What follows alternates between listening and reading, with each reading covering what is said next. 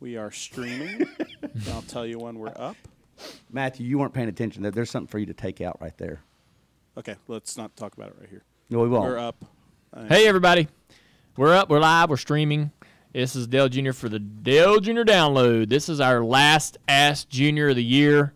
So if you're here, congratulations, because this is it. We're going to take a little bit of a break through the off season.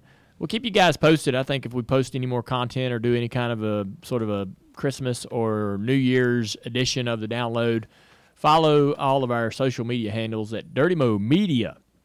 I'm not going to be the one giving you the information from my personal handles. Follow Dirty Mo Media to be able to stay on top of what we are doing and what we have planned. And thank you for following or subscribing to Dirty Mo Media on YouTube. So we've got some questions coming in. Leah is going to help you guys get those things through. Let's go. Yeah, our first question from T. Brown. Staying on theme with our guest today, do you have a favorite Kenny Wallace story? Do I have a favorite Kenny Wallace story? Yeah, I mean, that's the point of having him on is Figure it the out. show. Yeah, like we've probably I've been around Kenny a long time, and some of the stories that I don't know. Damn, my favorite Kenny Wallace story. We'll think about it, and Yeah. and when we'll have him in here soon, actually. So Maybe we'll take care of it there. Good one to come back to. Heck yeah. Mysterious 623. Who's your championship favorite? Damn, these questions are tough. Sorry. He didn't come to ask That's a Junior good to thing. answer questions. It's not mad. I was love it. expecting these. I was expecting softballs. What's your favorite pizza? Oh, I got that one easy. Pineapple. That's an easy one. So, damn. What was the question, Leah? God, Mike. You're seriously, buying him how- some time. Championship favorite. Championship favorite. Oh, who the championship favorite Yeah. is? I'm gonna tell you, man, you're gonna have a hard time sort of picking a guy that stands out, and Right. that's even that's even made more difficult after what happened last year. Joe Logano came in there and sort of surprised everybody. He was not really factored in as the favorite, and there were three guys that had dominated the season between Harvick and Truex and Kyle Busch. So when he won, it was, I thought, a bit of an upset and a surprise for everyone. And we don't have a dominant team. Martin Truex Jr.'s wins at Martinsville and had a pretty good start to the playoffs, and then now the 11 cars won this weekend, and Harvick dominated Texas. It just seems like any week it's either one of these guys stepping up. And just like this past weekend, so there was 8 guys in play on Sunday to try to get themselves into this Final Four. And at one point in the race, all 8 were in the top 8. It was just like, all the teams that need to win are all there in the top 8, right? So at this race in Homestead, I will be shocked, I guess, if anybody in the top 4 is not running in the top 4, right? I think that when they go there, you're going to see all 4 of these guys qualify up front and race up front in the top 4, top 5, top 6. If one of these guys runs in the backside of the top 10, I will be shocked that they're not running better than that.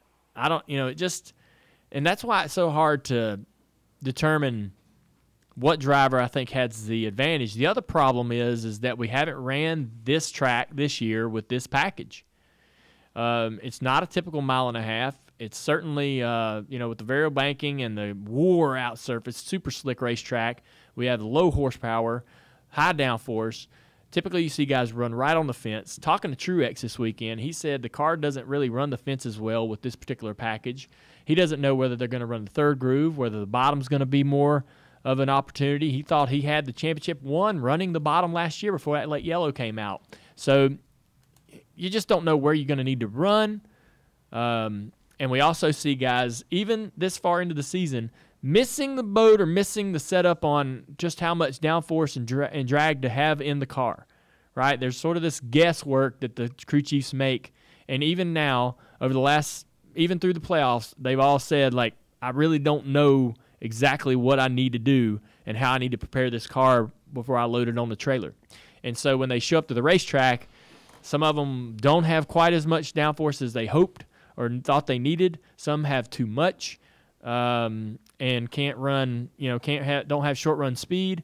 And so it just depends whether the crew chiefs make the proper decisions on how much drag and downforce is in the car. And then on top of that, that's going to determine your long run speed, your short run speed. How does the race play out? Do you get that late yellow that's going to favor that short run car? Do you not get that late yellow that's going to favor that long run car? It just really is hard to guess on who's going to be good. All four teams are amazing. There's no underdog that snuck into this Final Four. All four of these teams are stout, and they've all won multiple races this year. So one of the most competitive Final Four I think we've ever had in the series. Next question. What has surprised you or made you the most proud about your junior motorsports drivers this season? That question from Andrew on YouTube. Obviously, the win this past weekend by the 7 team and Justin Allgaier and Jason Burdett and that crew just stepping up when they had to, getting the job done, taking advantage of some issues with Christopher Bell, who's been dominant all year long, going out there and winning when they needed to win. And we haven't won all year long. We had a great year last year with a lot of wins, no wins this year, very frustrating. It was weighing on Justin, and it was frustrating those guys. So to be able to get a win going into Homestead creates a lot of good morale, positivity. That goes a long way this week as these guys work on this race car and get ready to go to Homestead. And so also Michael Annett. A lot of people, everybody pretty much, but only a few people know exactly how much work Michael's put into this year and how much change that he's had in his own life, his personal life, and how he takes care of himself physically, how he's helped himself emotionally, and how he's really refocused his energy on his racing. I know what Michael's capable of, and I've seen that when he was driving for Richard Petty Motorsports back in the Xfinity Series many, many years ago. He had a really, really solid year, top 10 in points, many top 10s and top 5 finishes, and I feel like we're a better company that should be able to provide him with better cars and give him a better opportunity to exceed those results and have a career year if he would actually take the time to focus and study and train and put in the work needed. He did this year. He put in the work needed. He's got a great team and a great crew chief around him to motivate him, and the results were there. There's times when I want to shake him, grab him by the shoulders, and go, "Come on, man! Seize this moment. Here you are. This is your year. Your best opportunity."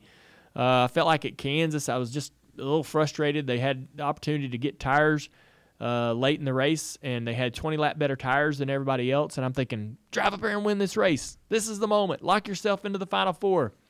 He ended up finishing in the top 5 and not really being able to get the win. And so I was like, damn, that was it. That was Annett's chance, right? And but he had another good race this weekend. After that Kansas race, I came in the garage and I said, you guys need to challenge Michael to sort of step out of his comfort zone on a restart. Any moment in the rest of these playoffs, I want him to do something that's uncharacteristic of Michael Annett. And I think I saw that on a restart in Phoenix. He took the high side and worked his way into the top 5, and it was really fun to see him do that. And you could tell that he has a lot more confidence in himself and the car as well. And so looking forward to next year with Michael. I think they can make a lot more progression even to get even better. And so and I'm happy for him too, because he took a lot of heat for his performance over the last several years, and this year he was able to have some fun and go out there and enjoy himself. Nathan Woods wants to know what rules and restrictions always cause Xfinity teams to have to worry about sets of tires that the Cup Series teams do not. If it's just another wrinkle for strategy, why not make it in the Cup Series too? Why is there such a difference? You mean limit more tires in the Cup? Yeah, I think that's what he's asking. Like, why did the Xfinity teams have to worry about sets of tires more than the Cup teams? Well, it's just a cost thing.